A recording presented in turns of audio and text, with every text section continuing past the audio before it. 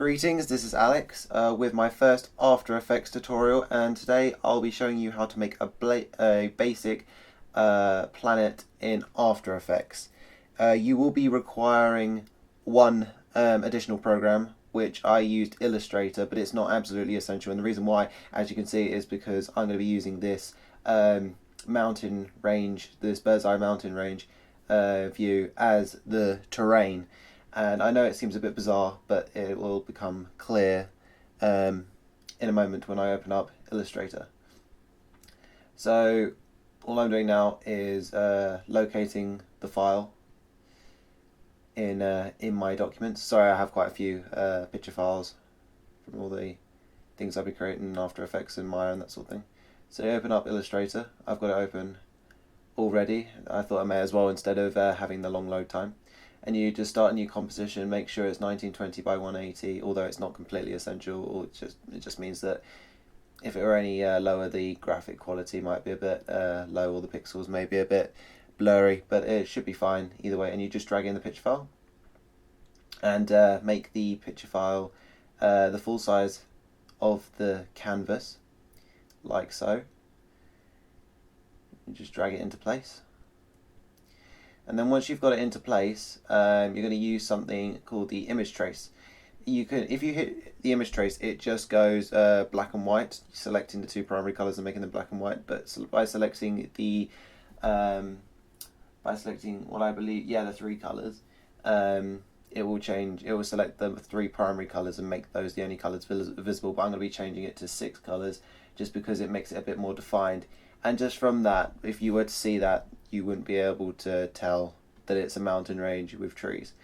It's a bit of a cop-out, I'll admit, but it's a lot easier than spending hours creating your own flat terrain in order then to make into the planet. And then all you have to do, you don't save as, because it will only save it as one of the program files. So instead you're going to export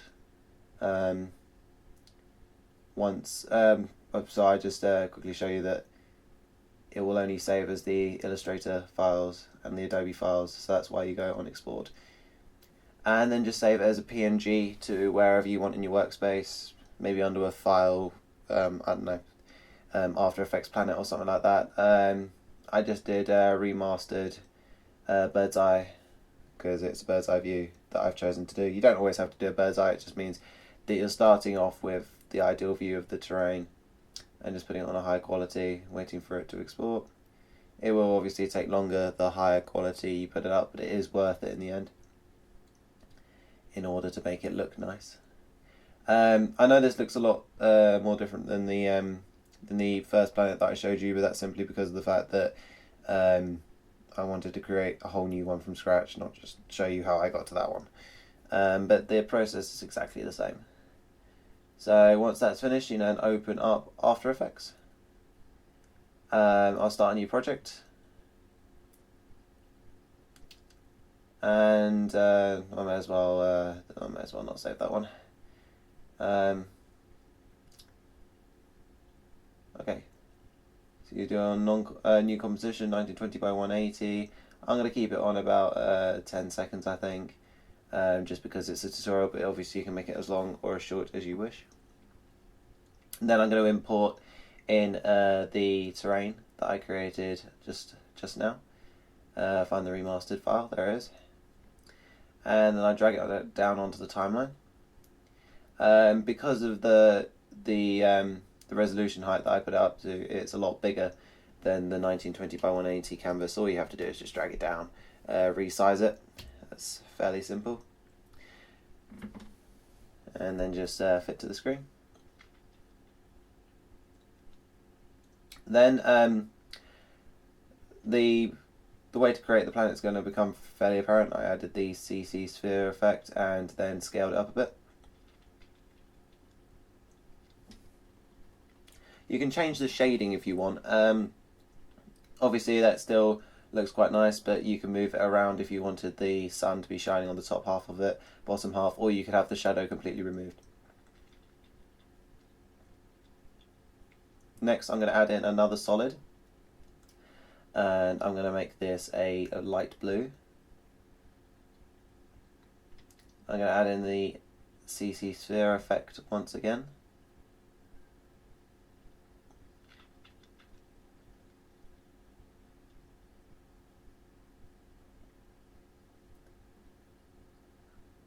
And I'm just going to match up the scales so it'll be exactly the same size as the original planet.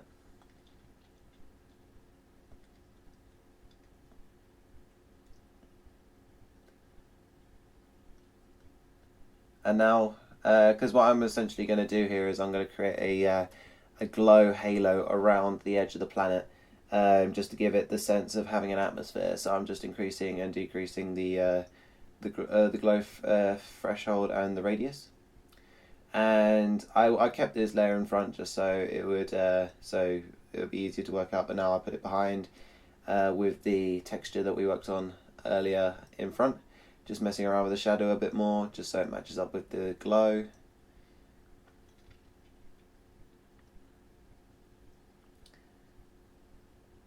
Then just moving the glow around a bit because I also want it to match with the shadow.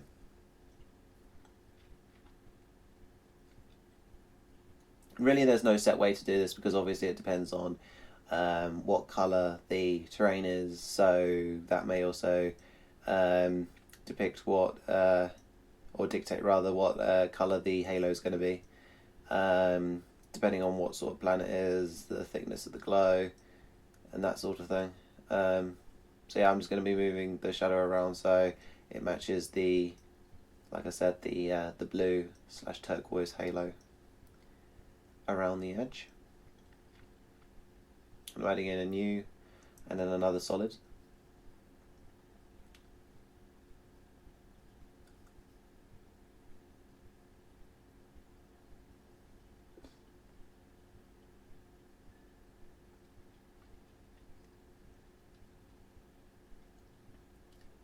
And what I'm going to do now is I'm going to add, because the planet looks good, but there's no real movement at the moment, so I'm going to be adding a sort of fog on top of the terrain that we created. I'm going to go for this sort of DNA, like murky, zoomed in newness, I guess is the best way to describe it. And then just adding a keyframe at either side and then increasing the amount of times it's going to go on its rotation. I think I put 2 for that one. 2 or 3 would be fine for about 10 seconds because you don't want it moving too quickly because it looks a bit out of place. Then adding the CC sphere on again and then scaling it up to the right size, which I believe I'll do in a couple of seconds. I'll just check all these settings. Yep, everything looks fine. Move down to change the settings of the scale option.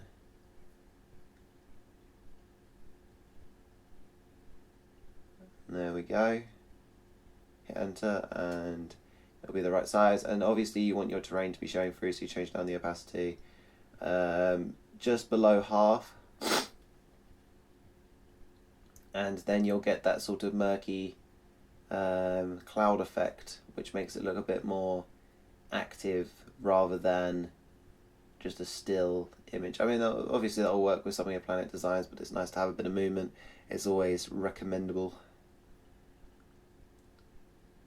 Okay, so that's looking nice and fluent after I've done the preview render.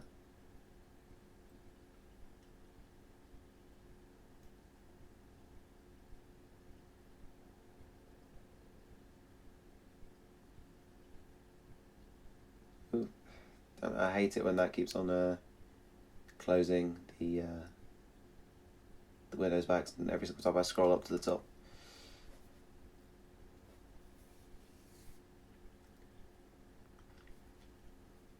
Obviously you don't always have to have the glow so intense, so I'm just messing around with the glow effect again just to make sure it's not too harsh or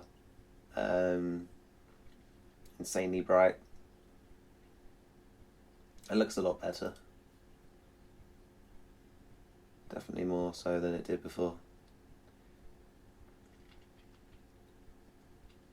Alright, now, and the last but certainly not least, I did create this in Photoshop earlier. You can create this on After Effects if you want to have each individual, well, I'm probably going to let the cat out of the bag, each individual star